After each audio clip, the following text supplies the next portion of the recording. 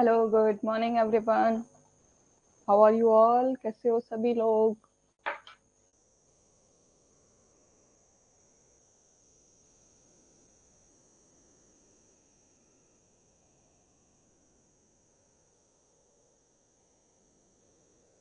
एक दो मिनट का वेट करते हैं, बाकी के स्टूडेंट ज्वाइन कर लें, उसके बाद हम क्लास शुरू करते हैं।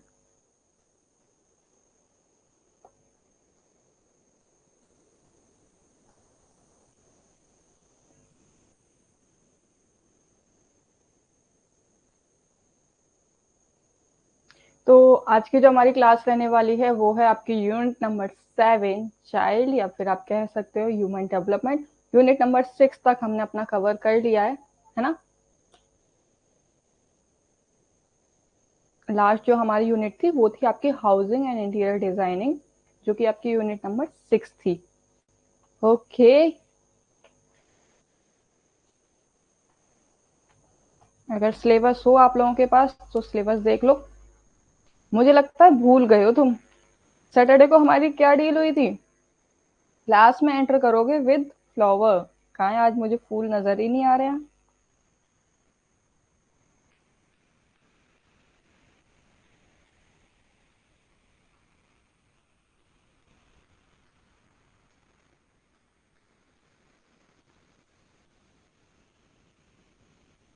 Good morning. चलो, किसी को तो याद है। नेहा जी भूल गई।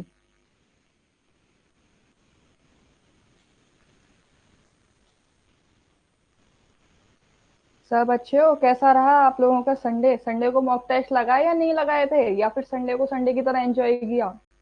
No study?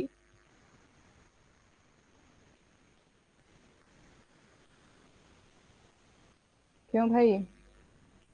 Okay, so students आ चुके हैं। Hello everyone, I am Akanksha Mathur, your UGC NET home science paper 2 faculty. Welcome you all on Fill-A-Form platform, and here is your today class on unit number 7 child, या फिर आप कह सकते हो human development.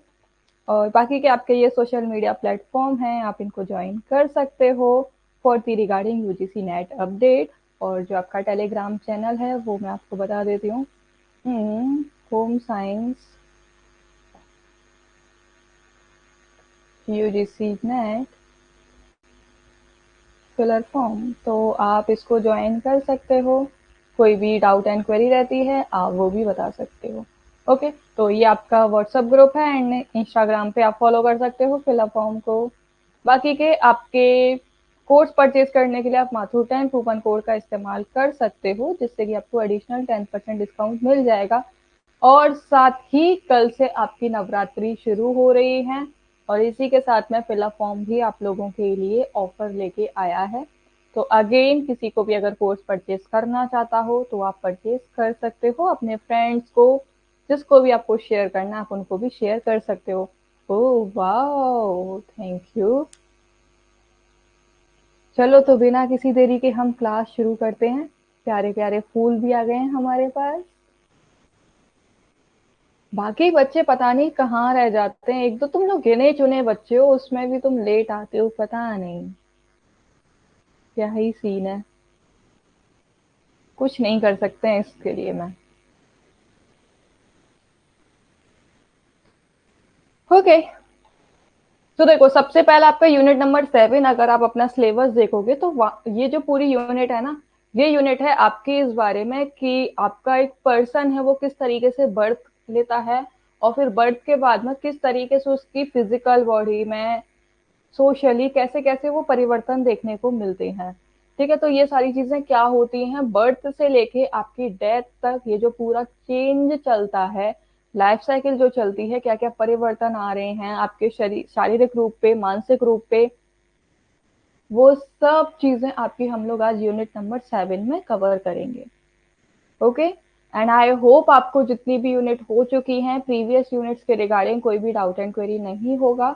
लेकिन अगर फिर भी आपको होता है आप मुझे बता देना, हम सैटरडे को उसकी रिवीजन क्लास रख देंगे। ओके, वहां पे डाउट एंड क्वेरी हम जितनी भी होगी वो अपना सॉल्व कर लेंगे। ओके, अब आप लोग मुझे एक बात बताओ, आपने अभी आप किस एज में आ गए होगे? एडल्ट एज में आ गए हो आप लोग, ठीक है, अर्ली अडल्ट कह लो, या फिर मिड मिड तो नहीं आए हो लेकिन एडल्ट में आ गए हो। ठीक है। तो अब यहाँ पे आप लोगों ने देखा होगा कि आपके बचपन से लेके अब तक कितने सारे चेंजेस आए होंगे। फिजिकल चेंजेस तो आए ही आए हैं, लेकिन आपने देखा होगा कि आपके इमोशंस में भी बहुत ज्यादा चेंजेस आए हैं। पहले आप क्या थे, पहले इजीली हर किसी पे ट्रस्ट कर लेते थे, बच्चे थे दोस्त बना लेते थे किसी को भी, चाहे लड़का हो या लड़की हो, आप कुछ भी नहीं सोचते थे, बस ये मेरा फ्रेंड है या मेरी फ्रेंड है, दैट्स इट। लेकिन अब क्या है, अब जैसे जैसे बड़े हो रहे हैं आपके इमोशंस चेंज हो रहे हैं, आप इजीली हर किसी पे ट्रस्ट नहीं कर पाते हो। All right. आप किसी से भी बात करने से पहले सोचते हो कि किस तरीके से बात करनी है, बहुत ही सहूलियत के साथ में बात करते हो। वरना पहले क्या होता था, जो मन में आया वो बोल दिया, लेकिन अभी आपको देखना पड़ता है कि कौन आपसे बड़ा है कौन छोटा है, बड़ों से किस तरीके से बात करनी है, छोटों से किस तरीके से बात करनी है। इन्हीं सब चीजों के बारे में आपका डेवलपमेंट किस तरीके से होता है, क्या क्या आपको चेंजेस देखने को मिलते हैं डिफरेंट डिफरेंट लाइफ स्टेजेस पे, वो सब चीजें आज हम लोग यूनिट नंबर 7 में कवर करने वाले हैं। ओके, तो यहाँ पे ना हम लोग यूनिट पे मूव करने से पहले आपकी ना, जब भी आप ह्यूमन डेवलपमेंट या फिर चाइल्ड डेवलपमेंट पढ़ते हो ना, तो वहां पे दो टर्म आपको हमेशा देखने को मिलते हैं। एक होता है आपका ग्रोथ और एक होता है डेवलपमेंट। तो ग्रोथ क्या होता है कि ग्रोथ का मतलब होता है कि ये आपकी ना फिजिकल सेंस रिप्रेजेंट करता है, आपको जो फिजिकली आपको जो दिख रहा है, ओके, वो आपकी ग्रोथ की कैटेगरी में आ जाता है। जैसे कि आपकी हाइट, हाइट विजिबल होती है, अगर आप किसी पर्सन से नहीं भी पूछोगे उसकी हाइट कितनी है, फिर भी आप बता सकते हो कि जो सामने वाला पर्सन है वो शॉर्ट हाइटेड है या फिर टॉल है। बता सकते हो कि नहीं बता सकते हो। सेम आप वेट का भी बता सकते हो, कह सकते हो ओवर वेट है, अंडर वेट। हाँ, लेकिन आप इसमें ये नहीं बता सकते हो वेट कितना है, ठीक है, कि शॉर्ट है, टॉल है, या फिर ओवर वेट है, अंडर वेट है, ये सारी चीज आप बता सकते हो। साइज भी आप बता सकते हो, ओके। लेंथ भी, मतलब हाइट वेट इन्हीं में आ जाता है आपका, ये सारी चीजें। साइज में जैसे आप बता सकते हो कि आपके हेड का साइज क्या है, किसी किसी का आप कह सकते हो कि बड़ा सिर है, किसी किसी का कहते हैं छोटा सिर है। एक कहावत भी है, पता नहीं कौन सी है, जहां पे सिर और पैर से रिलेटेड कुछ है। तो यानी कि हम इन शॉर्ट कह सकते हैं कि ग्रोथ ना हमारी क्वांटिटेटिव वे में होती है, जिसको हम लोग मेजर कर सकते हैं। क्योंकि ऑब्वियसली बात है, हाइट को आप मेजर कर सकते हो with the help of the meter, है ना। कोई मुझे बताएगा कि जो हम लोग एडल्ट्स के लिए हाइट मेजर करने के लिए जिस टूल का इस्तेमाल करते हैं, उस टूल का नाम क्या है। चलो मैं बच्चों के लिए बता देती हूँ, जो बच्चों के लिए इस्तेमाल होता है उसको आपका कहा जाता है इन्फेंटोमीटर, जिससे बच्चे की हाइट मेजर की जाती है। लेकिन जो बड़े लोगों की हाइट मेजर की जाती है, एडल्ट्स की हाइट मेजर की जाती है, उस टूल को हम लोग क्या बोलते हैं। अब कोई भी मुझे ये मत कह देना कि मैम इंची टेप से हम तो हाइट मेजर कर लेते हैं, वो एक अलग है। आप लोगों ने देखा होगा इस टाइप की कुछ स्केल सा होता है, बड़ा सा स्केल होता है कि नहीं होता है, या तो वॉल पे लगा होता है ये, और नीचे आप कह सकते हो कुछ प्लेटफॉर्म होता है, यहाँ पे पूरी आपकी नंबरिंग लिखी रहती है। क्या कहा जाता है उस टूल को, जल्दी से कमेंट में बताओ, ठीक है। आपका वेट, ऑब्वियसली बात है कि आप वेट एकदम एग्जैक्ट बता सकते हो कि किसी पर्सन का वेट 45 है, 50 है, 50.5 है, जो भी जितना भी वेट होता है हम उसको इजीली मेजर कर सकते हैं।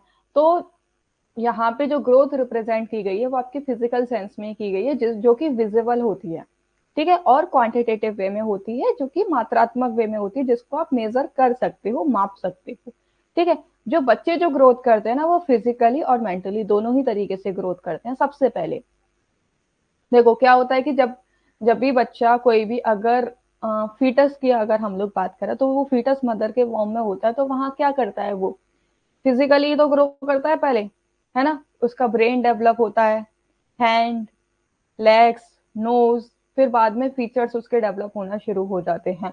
तो बच्चा जो ग्रो करता है फिजिकली और मेंटली ग्रो करता है, उसकी ग्रोथ होती है। आपने देखा होगा बच्चे जब भी आते हैं, आप सिर्फ और सिर्फ इन्फेंट को देखो, न्यू बॉर्न को देखो, इन्फेंट भी नहीं आ रहे अभी हम लोग, न्यू बॉर्न को देखो। न्यू बॉर्न के बाद आप इन्फेंट को देखोगे, आपको न्यू बॉर्न और इन्फेंट में चेंजेस देखने को मिल जाएंगे। न्यू बॉर्न एकदम छोटा सा होगा, लेकिन इन्फेंट की कैटेगरी में जैसे ही वो आएगा, आपको उसकी ग्रोथ अपने आप दिख जाएगी कि अरे इसके कल तक तो हाथ बहुत छोटे थे, अब हाथ इतने बड़े हो गए हैं, है ना, सिर बहुत छोटा था, सिर बड़ा हो गया, पैर छोटे थे, पैर बड़े हो गए। वो सब चीजें आप मेजर कर लेते हो इजीली, इसीलिए इसको ग्रोथ कहा जाता है। और ग्रोथ जो होती है ना, एक मेजर इसकी कैरेक्टरिस्टिक्स होती है कि एक ये पर्टिकुलर पॉइंट पे आके रुक जाती है। ये निरंतर चलने वाली प्रक्रिया नहीं होती है।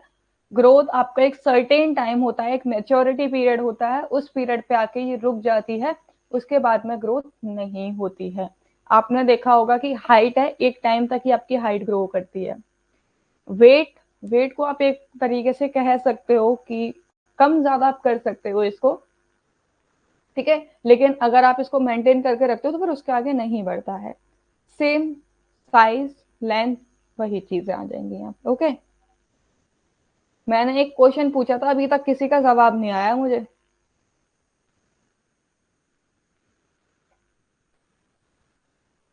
अगर इस तरीके से रिवीजन कर रहे हो तो बहुत गलत तरीके से कर रहे हो। जो एडल्ट्स की हाइट मेजर करने के लिए जो टूल यूज किया जाता है उसको कहा जाता है स्टेडियोमीटर। अब लिख लो कहीं पे, भूलना मत। STADIOMETER, stadiometer.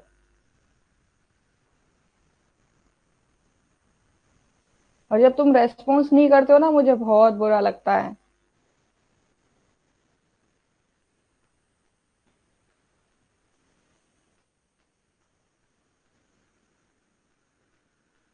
ये कर दिया करो।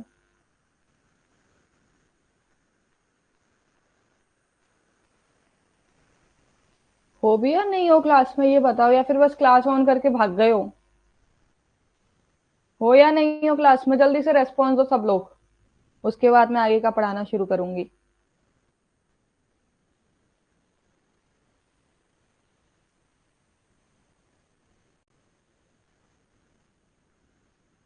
Tell me fast everyone.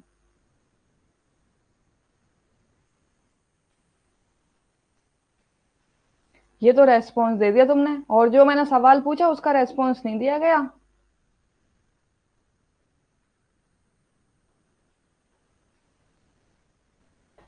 तो सवाल नहीं सुनाई दिया तुम्हें, मैंने क्या पूछा था? क्यों मंडे को मूड खराब करने पे लगे हुए हो? मंडे है, मंडे को तो दिखाओ एकदम एनर्जी। चलो ठीक है, तो ग्रोथ की ये कुछ कैरेक्टरिस्टिक्स है, इनको याद रखना कि जो ग्रोथ होती है एक फिजिकल सेंस में होती है, जिस जो कि विजिबल होती है, आप उसको देख सकते हो सामने से। इसको मेजर भी किया जा सकता है, लेकिन ये एक पर्टिकुलर पॉइंट पे आके ये रुक जाती है, फिर बढ़ती नहीं है, ठीक है। अब यहाँ पे कुछ डेफिनेशन दी गई हैं, कुछ डेफिनेशन आपकी थ्योरिस्ट के द्वारा है और कुछ डेफिनेशन आपके एक इंटरनेट के द्वारा है। कई बार एग्जाम में पूछ ली जाती है, तो इसीलिए इसको देख लो ध्यान से। जो एनक्लोप्रूडिया जो है, उसने जो डेफिनेशन दी है ग्रोथ की, उन्होंने ये दी है कि growth is a define as increase in size और the amount of the eternity. मतलब क्या है यहाँ पे कि जो ग्रोथ होती है वो आपकी फिजिकल चेंजेस पे रहती है, ठीक है। जो कि आपके एक इंडिविजुअल, यानी कि जो मैचुरेशन वाला जो टाइम पीरियड होता है, जब तक वो पूरी तरीके से पूरी नहीं हो जाती है, जैसे कि आपकी हाइट है, जितनी आपकी हाइट होनी चाहिए जब तक उतनी नहीं हो जाती तब तक वो बढ़ती ही रहती है, ठीक है। तो ग्रोथ का यहाँ पे सिंपली मतलब ये रखा गया है कि इसमें जितने भी आपके फिजिकल स्ट्रक्चर हैं वो सब आ जाते हैं, यहाँ पे फिजियोलॉजिकल चेंजेस देखने को मिलते हैं। लेकिन ये जो फिजियोलॉजिकल जो चेंजेस हैं, ये एक मैच्योरेशन के बाद में रुक जाते हैं, ठीक है। फिर आपके हरलॉक ने जो डेफिनेशन दी है, उन्होंने कहा था growth as change in size in proportion disappears of old feature and exercise of new ones। मतलब क्या होता है यहाँ पे कि जो ग्रोथ होती है हर लॉक के अकॉर्डिंग, ठीक है, ग्रोथ होती है वो साइज में चेंज देखने को मिलता है, प्रपोर्शन में देखने को चेंज मिलता है। यहाँ पे जो आपके ओल्ड फीचर हैं वो आपके न्यू वन के साथ में क्या है, रिप्लेस हो जाते हैं, बदल जाते हैं। अब ये इन्होंने कैसे कहा है, अब देखो, अगर आप किसी भी न्यू बॉर्न को देखते हो, तो न्यू बॉर्न को अगर आप लोग देखोगे तो वहां पे क्या होता है कि जो उसके, जब आप स्टार्टिंग का, अगर आपने हाल ही का बच्चा देखा होगा ना, तो वहां पे आप देखोगे कि उसकी स्किन ना बहुत ज्यादा सॉफ्ट होती है, और व्हाइट व्हाइट और रेड रेड उसकी स्किन होती है, ये देखने को आपको वहां पे मिलेगा, ठीक है। लेकिन अब ये वहां पे फिर उसकी दूसरी स्किन आ जाती है, तो क्या है कि जो ओल्ड फीचर जो है वो न्यू के साथ में रिप्लेस हो जाते हैं। सेम आपका जब वो इन्फेंट होता है तो इसकी स्किन में चेंजेस देखने को मिलते हैं, एडल्ट में आता है तो स्किन में चेंजेस देखने को मिलते हैं, यानी कि जो स्किन एक ऐसी चीज है जो कि ये सेल होते हैं, ऑब्वियसली बात है, और सेल्स हैं आपके बदलते रहते हैं। जब तक आप हो तब तक आपकी बॉडी के सेल्स बदलते रहते हैं। ठीक है, तो यहाँ पे क्या कहा गया है कि जो साइज और प्रपोर्शन में कुछ भी चेंज नहीं आता, लेकिन जो आपके फीचर हैं, जो ओल्ड फीचर हैं, वो आपके न्यू फीचर्स के साथ में रिप्लेस हो जाते हैं, डिसअपियर हो जाते हैं। ओके। विकास को आकार में परिवर्तन, अनुपात में पुरानी विशेषताओं के गायब होने और नए लोगों के अधिग्रह के रूप में परिभाषित किया गया है। ओके। ये डेफिनेशन कहीं लिख लेना कॉपी में, अभी लिख लो अगर लिख रहे हो तो, बात का कोई सीन नहीं है, नोट डाउन कर लो, हरलॉक की कर लो, क्योंकि हरलॉक काफी अच्छे जाने माने थ्योरिस्ट माने जाते हैं इन फील्ड ऑफ ह्यूमन डेवलपमेंट। और जब नोट डाउन हो जाए मुझे बता देना।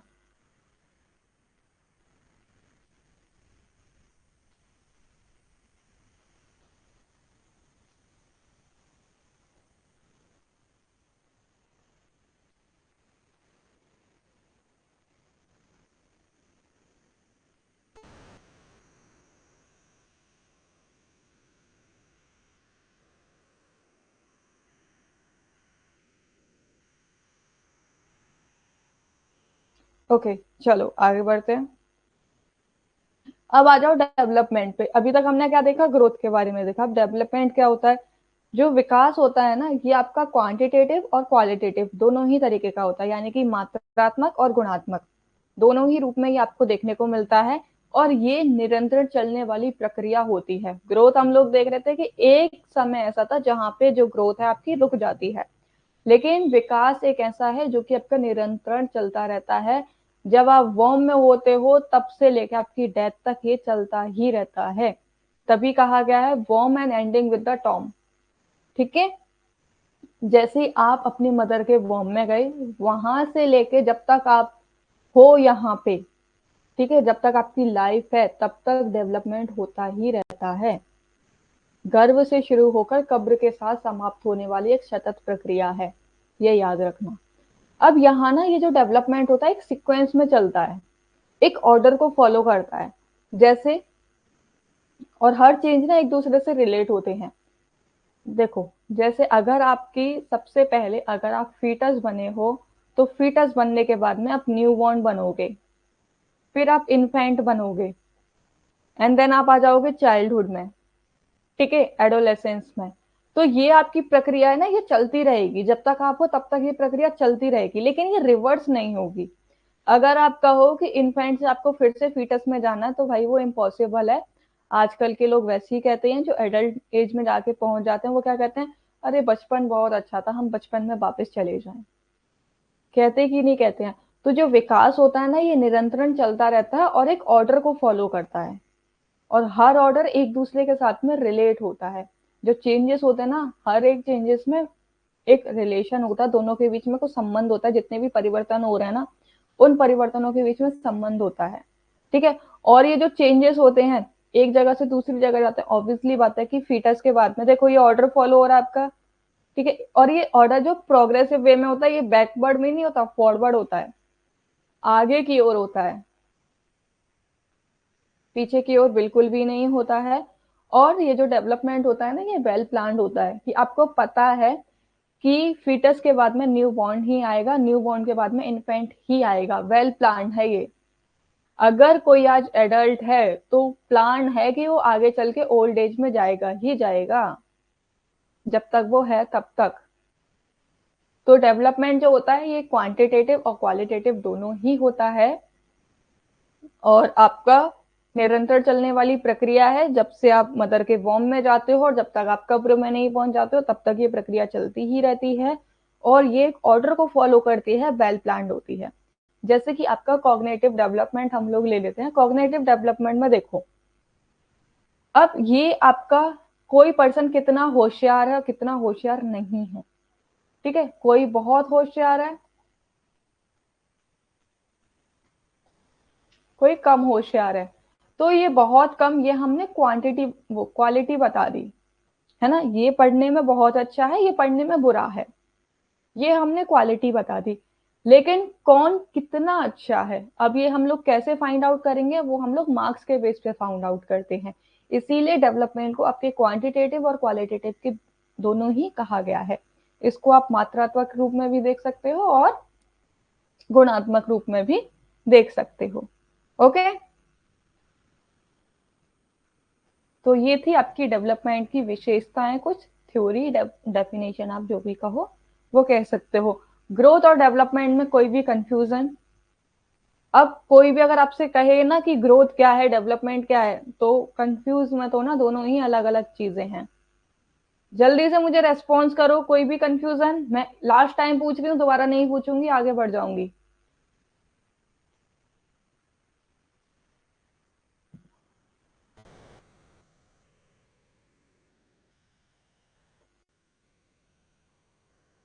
ओके, यहाँ पे हम लोग ना एक और एग्जांपल ले सकते हैं। जैसे कि आप लोगों ने देखा होगा कि आप जब भी कोई एग्जाम देते हो, तो एग्जाम में आप पास होते हो, एक क्लास से दूसरी क्लास में जाते हो, तो ये आपकी ग्रोथ हो रही है, ठीक है।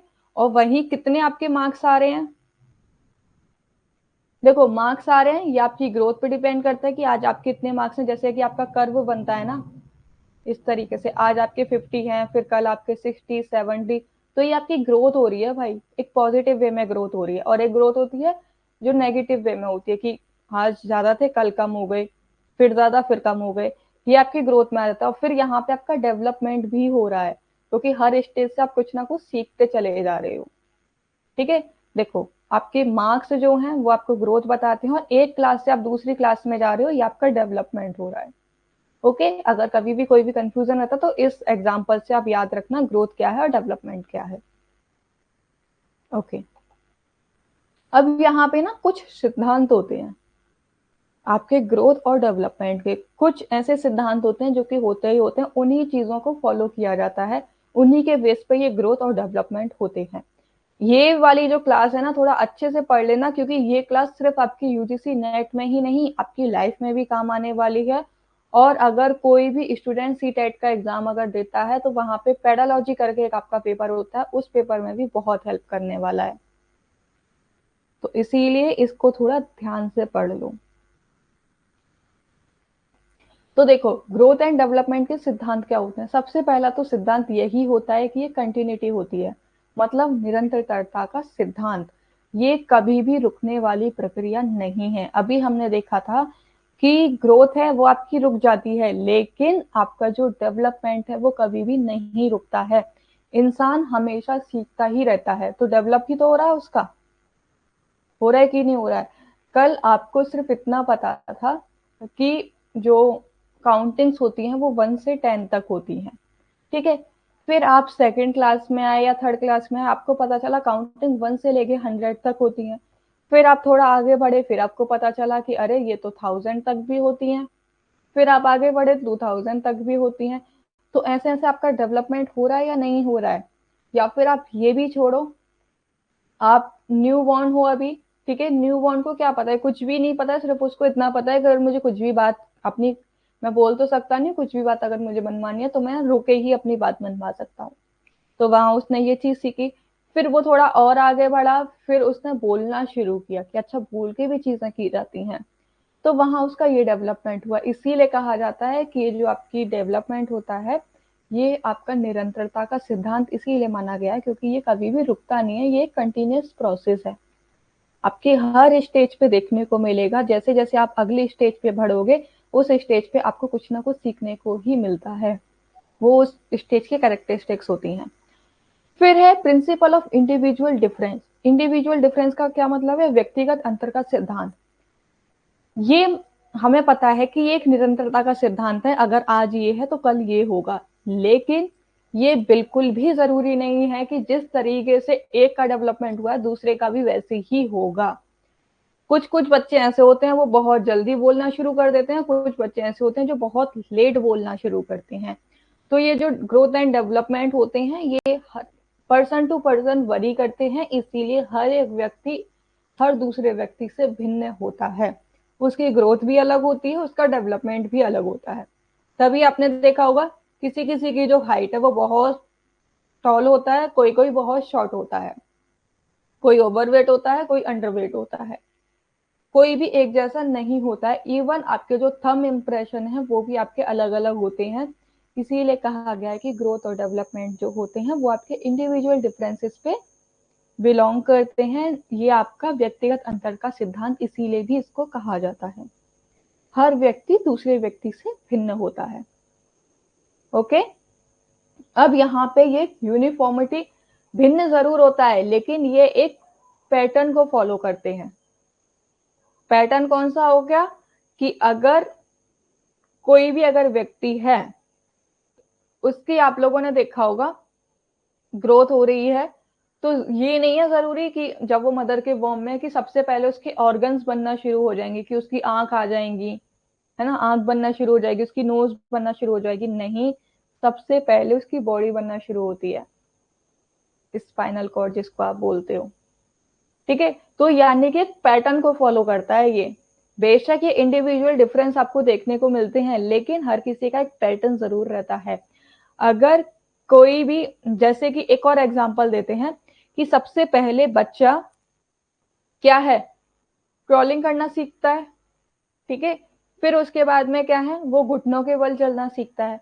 फिर धीरे धीरे वो सहारे से खड़ा होता है। खड़ा होने के बाद में तब जाके वो नॉर्मल विदाउट सपोर्ट वो चलना सीखता है, और विदाउट सपोर्ट के बाद में फिर वो दौड़ना सीखता है। तो ये एक पैटर्न फॉलो हो रहा है यहाँ पे। बेशक हर किसी का अब ये यहाँ पे अलग हो सकता है कि कोई कोई जल्दी दौड़ना सीख जाए, कोई लेट दौड़ना सीखे, कोई जल्दी चलना सीख जाए, कोई लेट चलना सीखे, लेकिन पैटर्न जो है वो सेम रहेगा। कोई भी अगर है तो सबसे पहले वो घुटने के बल ही चलेगा। कोई भी ऐसा नहीं होगा कि पहले से ही भागना लग जाएगा और फिर वो घुटने के बल चलने लग जाएगा, वो चीज यहाँ नहीं होगी। हाँ, ये डिफरेंस हो सकता है कि किसी ने जल्दी चलना शुरू किया, किसी ने लेट चलना शुरू किया, लेकिन इनके बीच में जो पैटर्न जो फॉलो हो रहा है वो सेम पैटर्न फॉलो होता है। ठीक है, कंफ्यूज तो नहीं हुए हो? क्लियर है ना? ये सेकंड वाले प्रिंसिपल में और थर्ड प्रिंसिपल में कंफ्यूज तो नहीं हो?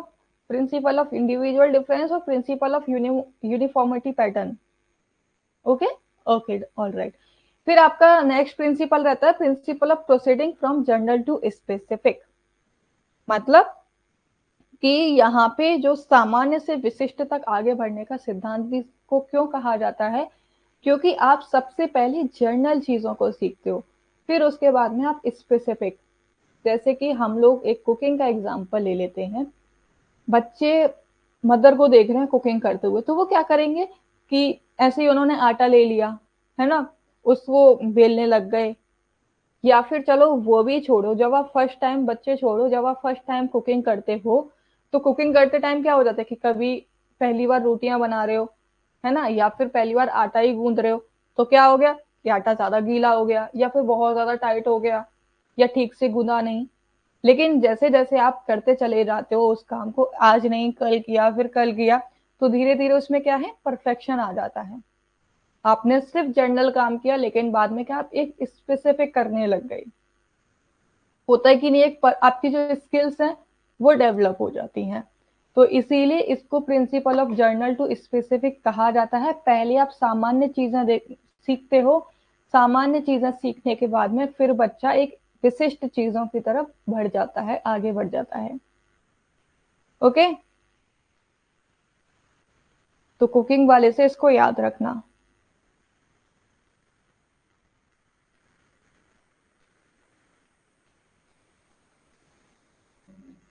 या फिर अगर हम एक और होल्ड करने का एग्जांपल ले लेते हैं कि बच्चा पहले जर्नल स्पेसिफिक पकड़ता है, कि मतलब अपनी फिंगर से कुछ चीजों को होल्ड करता है। होल्ड करने के बाद में धीरे धीरे क्या है, फिर वो अपनी पूरी मुट्ठी से होल्ड करता है, और फिर जैसे ही वो बड़ा हो जाता है वो एक स्पेसिफिक उसकी स्किल आ जाती है, वो उसको जैसे मन हो वैसे वो उसको होल्ड कर सकता है। तो ये आपका रहता है जर्नल टू स्पेसिफिक प्रिंसिपल रहता है। पहले जर्नल चीजों को सीखेगा एंड देन उसके बाद में वो खास चीजों को सीखता है बच्चा। Principle of interaction between heredity and environment.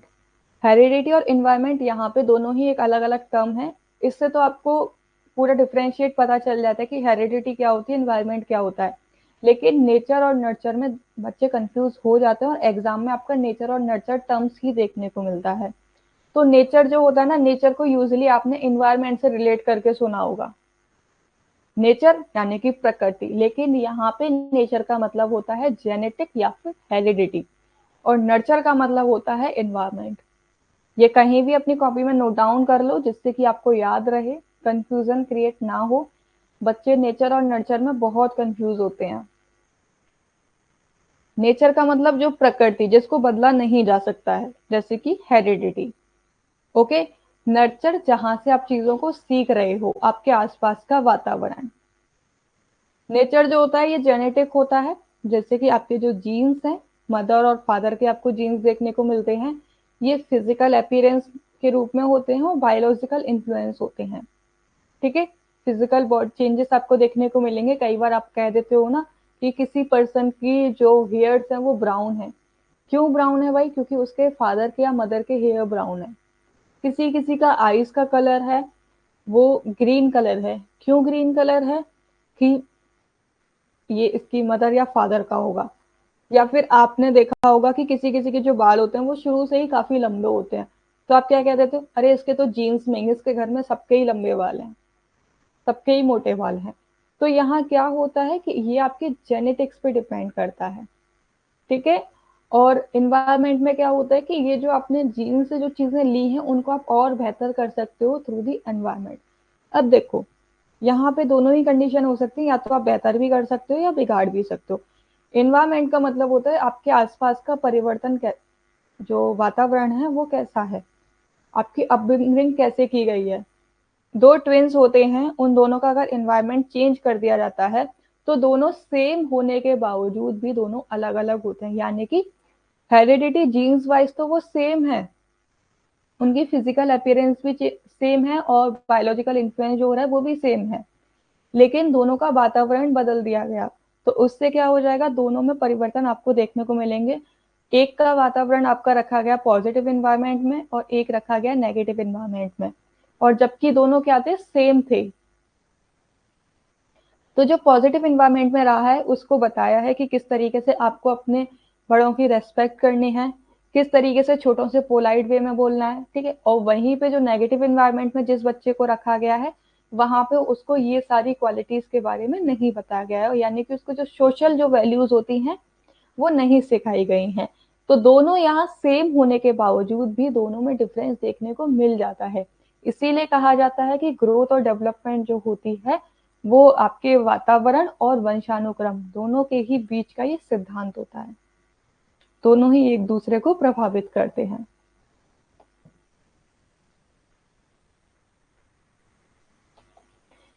देखो यहाँ पे ना कुछ और टर्म्स डाल दिए गए हैं।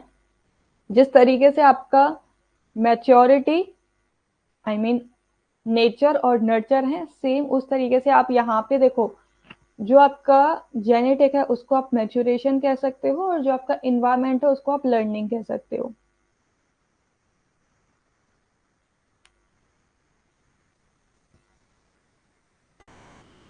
देखो, हेरिडिटी, कोई दो ट्विंस हैं, ठीक है, दो ट्विंस ने जन्म लिया और उनकी जीन्स क्या है, दोनों के जीन्स सेम है, यानी कि दोनों के पेरेंट्स सेम है। ठीक है। बायोलॉजिकल अगर उनकी बॉडी में कुछ भी चेंजेस होंगे दोनों के सेम है, दोनों की हाइट सेम है, कलर सेम है। ओके। तो ये क्या है कि क्योंकि इनके जीन्स सेम है, जीन्स दोनों के अलग अलग नहीं है। लेकिन अब क्या कर दिया गया, ये दो ट्विंस हैं, एक ट्विंस को तो क्या है हमने पॉजिटिव इन्वायरमेंट में रखा, जो उनके आसपास का वातावरण है। यानी कि जब वो जन्म लेने के बाद में वो एक तो ऐसी जगह रह रहा है जहां पे खूब पैसा है, सारी चीजें, सारी फैसिलिटीज हैं, और एक ऐसे इन्वायरमेंट में रह रहा है जहां पे लोगों को एक दूसरे की कदर ही नहीं है, मारपीट करते हैं, एक दूसरे की रेस्पेक्ट नहीं करते हैं, गरीबी में रह रहे हैं। तो अब यहाँ पे दोनों सेम होने के बाद में भी दोनों की वैल्यूज में आपको डिफरेंस देखने को मिल जाएगा, क्योंकि दोनों की परवरिश है वो अलग अलग तरीके से की गई है। इसीलिए कहा जाता है बेशक इंसान हेरिडिटी वाइज सेम हो लेकिन वातावरण का बहुत ज्यादा प्रभाव पड़ता है।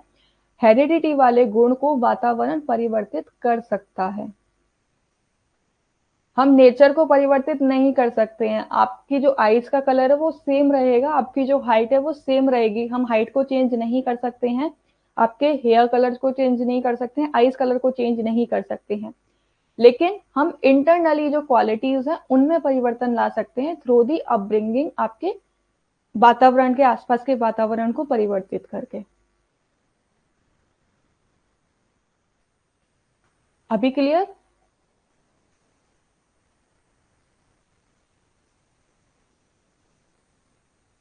आप अपने बहन भाइयों का ही एग्जाम्पल ले लो, आपकी बहन या फिर भाई होंगे, तो दोनों ही आप एक दूसरे से कितना अलग हो, है ना। एक हॉस्टल में पढ़ने के लिए गया और एक घर पे रहा है, तो दोनों के बिहेवियर में आपको डिफरेंस देखने को मिल जाएगा। देखो इन्वायरमेंट जो होता है ना, ये आपकी सोशल वैल्यूज, बिहेवियर, इन सबको इन्फ्लुएंस करता है।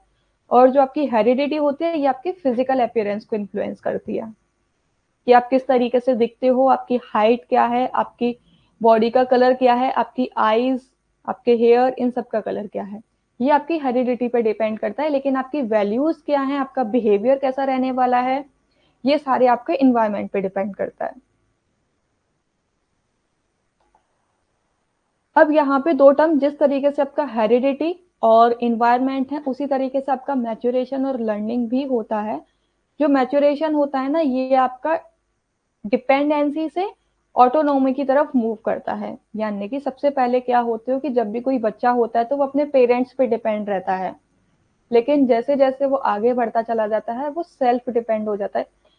छोटा सा बच्चा है, उसके जो भी सारे काम है वो मदर कर रही है, फादर कर रहे हैं, ठीक है। लेकिन जैसे जैसे वो थोड़ा बड़ा होने लग जाता है, खुद से चलने लग जाता है, खुद से अपने काम करने लग जाता है, यानी कि खुद खाना खाता है, खुद पानी पी रहा है, खुद से स्कूल जा रहा है, अपना होमवर्क है वो खुद से कर रहा है, जैसे जैसे बड़े होते चले जाते हैं।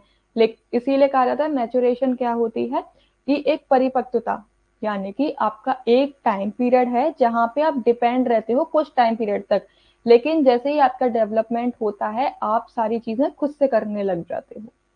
जैसे आपकी जो ग्रोथ थी वो एक समय पे आके रुक जाती है, सेम उसी तरीके से मैच्योरेशन में भी क्या होता है, एक समय ऐसा होता है जहां पे आप अपने पेरेंट्स पे डिपेंड रहते हो, लेकिन जैसे आपकी ग्रोथ होती है, डेवलपमेंट होता है, आप चीजें खुद से करने लग जाते हो। यहाँ पे biological readiness to acquire a particular skills, मतलब कि एक विशेष कौशल हासिल करने के लिए जैविक तत्परता। कुछ कुछ क्वालिटीज ऐसी होती हैं जो कि आपको बायोलॉजिकल पेरेंट्स के द्वारा मिलती हैं, जो कि जेनेटिक होती हैं। जैसे अगर आपके पेरेंट्स स्टार्टिंग से ही ऐसे हेल्पिंग नेचर के हैं, तो मोर चांसेस ऐसे रहते हैं कि आपका भी बिहेवियर वैसा ही होगा जैसा आपके पेरेंट्स का है, या फिर आप अपने पेरेंट्स को जैसे काम करते हुए देखते हो वही चीजें आप भी सीख जाते हो उनसे। बच्चे को अगर आप कभी भी कहोगे कि ये काम नहीं करना है तो वो डेफिनेटली उस काम को करेगा, लेकिन अगर उसने अपने पेरेंट्स को करते देख लिया कि मेरे पेरेंट्स इस तरीके से काम कर रहे हैं, तो वो फिर उस चीज को वैसे ही करेगा। जैसे अगर आपने बच्चे से कहा है, अगर स्कूल से वो आ रहा है कि शूज आपको शू रैक में रखने हैं, और लेकिन आप खुद क्या कर रहे हो कि आप खुद शू रैक में नहीं रख रहे हो, तो बच्चा फिर आप बच्चे ने आपको देख लिया कि मेरे पापा ऐसे नहीं रखते या मेरी मम्मी ऐसे नहीं रखती हैं, तो मैं भी क्यों रखूं। फिर चाहे आप उससे कितना भी कहते रहना कि शू रैक में रखो, शू रैक में शूज रखने चाहिए, वो नहीं रखेगा, क्योंकि बच्चा कहने से ज्यादा जो चीजें देखता है उससे सबसे पहले सीखता है। डिपेंड ऑन हेरिडिटी, यानी कि जो आपका मैच्योरेशन होता है ये वंशानुक्रम पे डिपेंड रहती है, ठीक है, यानी कि अनुवांशिकता पे निर्भर रहती है। और ये आपका crucial to development and learning environment, यानी कि विकास और सीखने के माहौल के लिए महत्वपूर्ण है। एक तरीके से आप कह सकते हो कि जो आपकी जीन्स है, जो मैच्योरेशन है, वो अगेन आपके इन्वायरमेंट से ही थोड़ा रिलेट करते हैं, डिपेंड रहते हैं इन्वायरमेंट पे ही। लेकिन जो लर्निंग होती है ये आपकी टाइम टू टाइम चेंज होती रहती है through their exercises and experiences. एक पर्टिकुलर टाइम होता है जहाँ पे बच्चा सीखता ही रहता है। जैसे मैंने स्टार्टिंग में ही बताया था आपको कि बर्थ टू डेथ आप कुछ ना कुछ सीखते ही रहते हो, आपके बचपन से लेके बुढ़ापे तक या फिर मृत्यु तक आप कह सकते हो कि हर फेज आपको कुछ ना कुछ सिखाता है, जो कि आपके बिहेवियर में चेंजेस लेके आता है, ठीक है। साथ ही साथ आप कैसे वातावरण में रह रहे हो, वो आपकी सोशल वैल्यूज में चेंज लेके आता है। बच्चा कैसे ग्रो कर रहा है, पॉजिटिव वे में ग्रो कर रहा है, नेगेटिव वे में ग्रो कर रहा है, ये सब चीजें आपके इन्वायरमेंट पे डिपेंड करती हैं। तो यहाँ पे सिर्फ टर्म्स अलग अलग लिख दिए गए हैं, लेकिन अगर मैच्योरिटी को देखो तो ये आपकी हेरिडिटी से रिलेटेड है, और लर्निंग को अगर आप देखो तो ये आपके इन्वायरमेंट से रिलेटेड है। इन दोनों के बीच में कंफ्यूज मत होना, बस टर्म्स अलग हैं। अब प्रिंसिपल ऑफ सिफेलोकार्डल और प्रॉक्सिमोडिस्टल, यानी कि जो बच्चे की ग्रोथ और डेवलपमेंट होता है, ये आपको दो टर्म्स में देखने को मिलती है, दो रूप में देखने को मिलते हैं। एक तो होता है आपका सिफेलोकार्डल और एक होता है प्रॉक्सिमोडिस्टल। सिफेलोकार्डल डेवलपमेंट जो होता है, जो कि आपके हेड से लेके टो तक हो रहा है, यानी कि सबसे पहले आपका हेड ग्रो करेगा, ठीक है, उसके बाद में आपकी लेग्स ग्रो करेंगी। फिर आपका होता है प्रॉक्सिमोडिस्टल। प्रॉक्सिमोडिस्टल में क्या होता है कि आपके इनर ऑर्गन से लेके आपके आउटर ऑर्गन जो है वो डेवलप करेंगे। ये होता है आपका सिफेलोकॉर्डल और प्रॉक्सिमोडिस्टल। इसको थोड़ा और डिटेलिंग में देख लो। सिफेलोकॉर्डल सीक्वेंस में क्या होता है कि जो आपका डेवलपमेंट जो शुरू हुआ है, सबसे पहले हेड से शुरू होगा, एंड देन फिर वो आपके नीचे फीट तक होता चला जाएगा, पैरों तक होता जाएगा। ये वॉर्म से शुरू होता है, यानी कि मदर के वॉर्म में शुरू हुआ, वहां पे बच्चे का हेड बनना शुरू होता है, एंड देन उसके बाद में बॉडी, और फिर उसके बाद में उसकी लेग बनना शुरू होती है। ठीक है, यानी कि जो बच्चा है, सबसे पहले अगर उसका कंट्रोल आता है तो उसका कंट्रोल अपने हेड पे सबसे पहले आता है, एंड देन उसके बाद में आर्म्स पे और लेग्स पे उसका कंट्रोल आता है। ठीक है, और प्रॉक्सिमोडिस्टल में क्या होता है कि डेवलपमेंट जो होता है वो सेंटर से लेके आउटसाइड की तरफ होता है। ये किसी पर्सन की बॉडी है, तो यहाँ पे जो उसके इंटरनल ऑर्गन्स होंगे ना, वो डेवलप होंगे, उसके बाद में उसके हाथों का डेवलपमेंट होगा, शोल्डर का डेवलपमेंट होगा, उसकी आर्म्स का डेवलपमेंट होगा। यानी कि सबसे पहले क्या है, हार्ट, स्टोमक, ये सब डेवलप हो जाएंगे, एंड देन उसके बाद में शोल्डर, आर्म्स, ये डेवलप होना शुरू होते हैं। यहाँ पे स्पाइनल कॉर्ड डेवलप हो जाती है आपके आउटर पार्ट डेवलप होने से पहले। तभी कहा था कि जो आपकी स्पाइनल कॉर्ड है ये डेवलप होगी, बच्चे की बॉडी बनना शुरू हो जाती है, और बॉडी जैसी बनती है उसके हैंड, लेग, ये बनना भी शुरू हो जाते हैं। ठीक है, यहाँ पे जो आपकी मूवमेंट भी अगर देखोगे, हैंड्स एंड फीट डेवलप होते हैं बिफोर फिंगर्स एंड टो। ठीक है, यानी कि पैर की उंगलियों से पहले आपके हाथ की उंगलियां विकसित होना शुरू हो जाती हैं प्रॉक्सिमोडिस्टल में। प्रॉक्सिमोडिस्टल आपका सेंटर से आउटर की तरफ होता है, और सिफेलोकार्डल, सिफेलो में देखो सी आ रहा है, तो आप इसको एलिमिनेट कर देना, सी यहाँ पे सेंटर वाला नहीं होगा, यहाँ पे अपर टू लोअर होगा। ठीक है, सिफेलोकार्डल होता है आपका हेड टू टो, और प्रॉक्सिमोडिस्टल होता है आपका सेंटर टू आउटर। इतना सा याद रखना बस इसको। प्रिंसिपल ऑफ प्रिडिक्टेबिलिटी, यानी कि आप एक तरीके से ना पहले से ही प्रिडिक्ट कर सकते हो कि इस एज के बाद में आपकी ये एज आने वाली है। जैसे कि आपको पता है कि अगर आप 25 के हो, तो आपको पता है कि 25 के बाद में 26 ही आएगी, 24 के आप नहीं होगे। अगर आज इन्फेंस में हो तो कल को आप चाइल्डहुड में ही कहलाओगे, फिर एडोलेसेंस में आओगे, एडल्टहुड में आओगे। ये रिवर्स नहीं होती है, यानी कि पूर्व अनुमान आप पहले से ही लगा लेते हो। जो भी डेवलपमेंट होने वाला है, जो भी ग्रोथ होने वाली है, उसका अनुमान आपने पहले से ही लगा लिया। इस बात पे भी डिपेंड करते हैं आपकी ग्रोथ एंड डेवलपमेंट।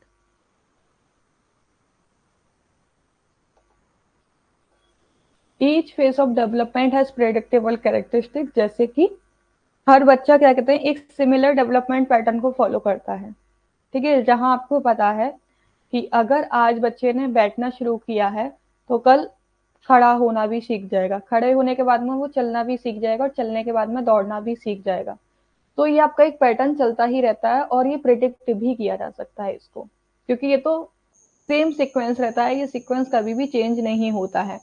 या फिर एक, ठीक है, और एक और होता है, अगर बच्चे ने पहले बच्चा सर्कल बनाना शुरू करता है, एंड देन उसके बाद में वो स्क्वायर बनाना शुरू करता है, स्क्वायर के बाद में फिर उसने ट्रायंगल बना लिया, तो ये एक पैटर्न फॉलो करता ही करता है, इसीलिए हम कह देते हैं कि आपके ग्रोथ एंड डेवलपमेंट को प्रेडिक्ट किया जा सकता है।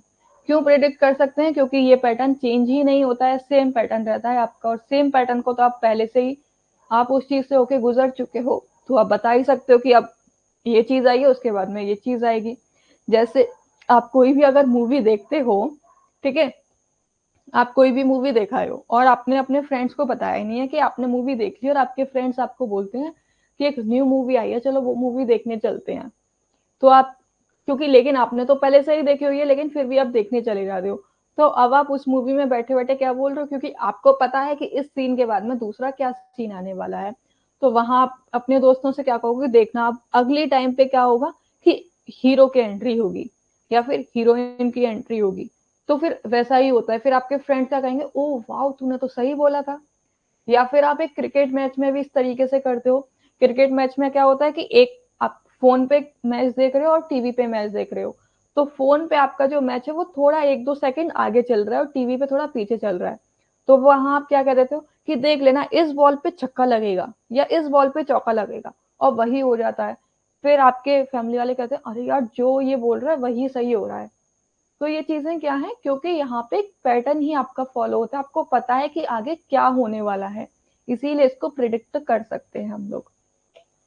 ठीक है, कोई भी कंफ्यूजन यहाँ पे प्रिंसिपल्स में, कोई भी एक ऐसा प्रिंसिपल जो ना समझ में आया हो, बताओ।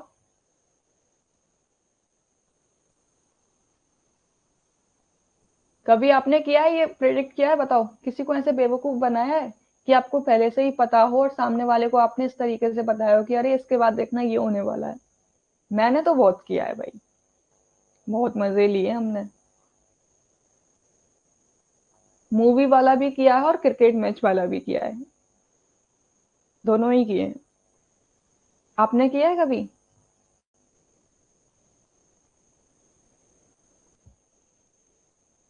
ओके, तो अब देखो यहाँ पे ना डेवलपमेंट के कुछ डोमेन भी होते हैं, यानी कि जो डेवलपमेंट होता है ना वो कुछ और भी कैरेक्टरिस्टिक्स हैं, जैसे कि आपका फिजिकल डेवलपमेंट, जिसको हम लोग मोटर डेवलपमेंट कहते हैं।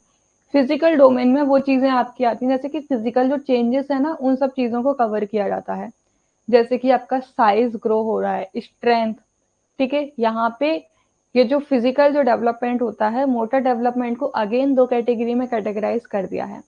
एक है आपका मोटर ग्रॉस मोटर डेवलपमेंट और एक होता है फाइन मोटर स्किल्स।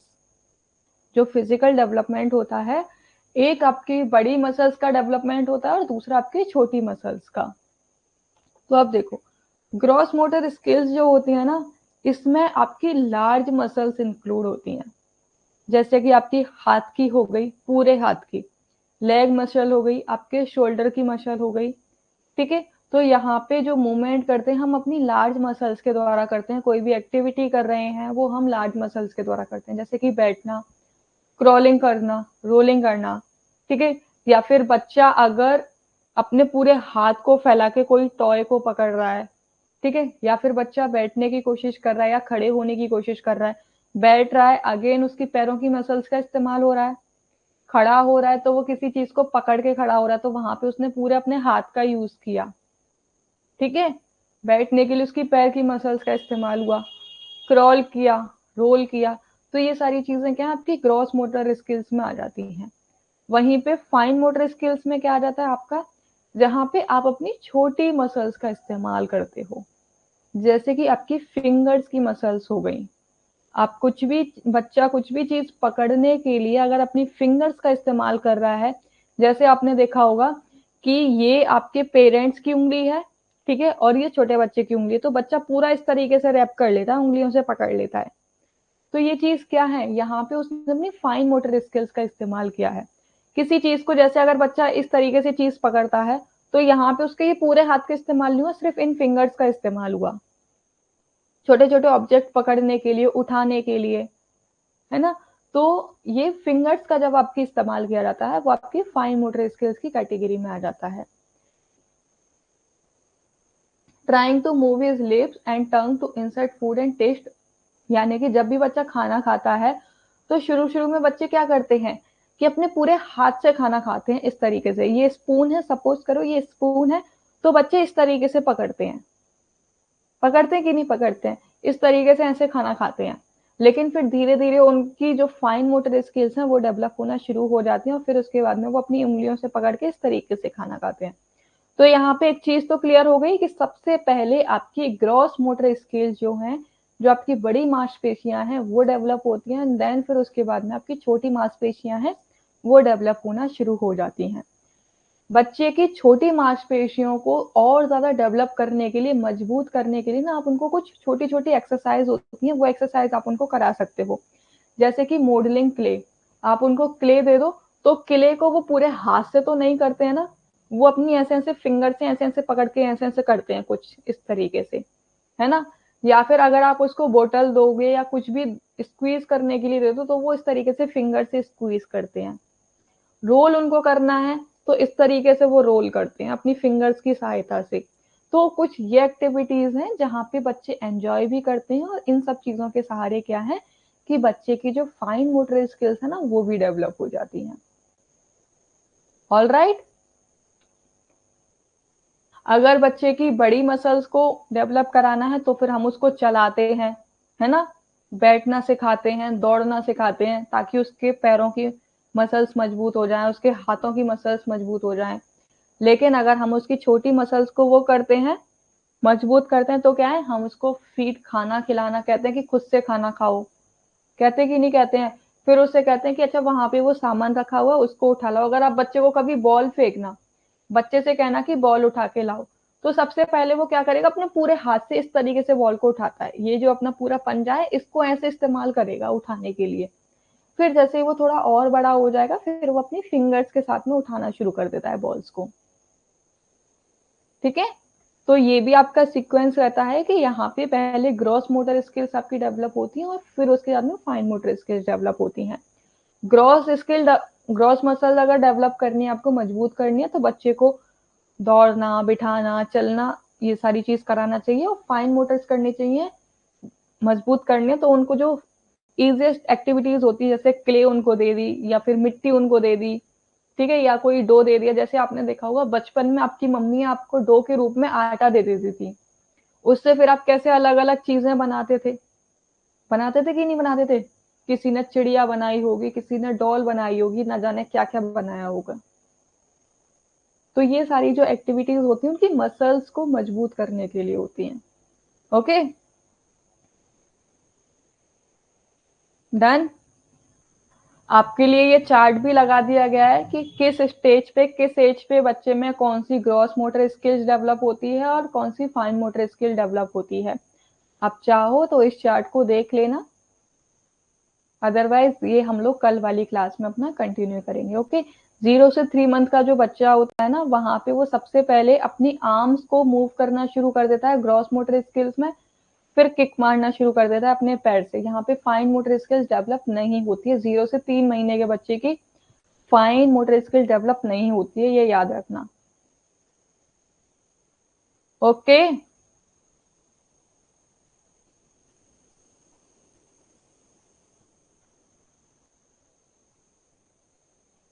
चलो मिलते हैं कल। आई होप आपको क्लास अच्छी लगी होगी।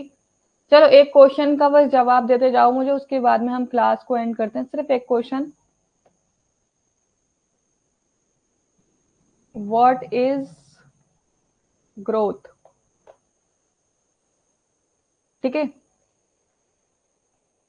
इट इज कंटिन्यूअस प्रोसेस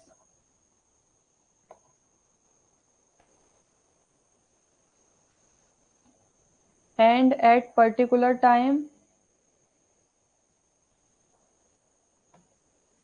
ठीक है, या फिर आप, चलो इन दोनों में से ही बताओ जल्दी से। हाँ, हाँ यश, बोल भाई।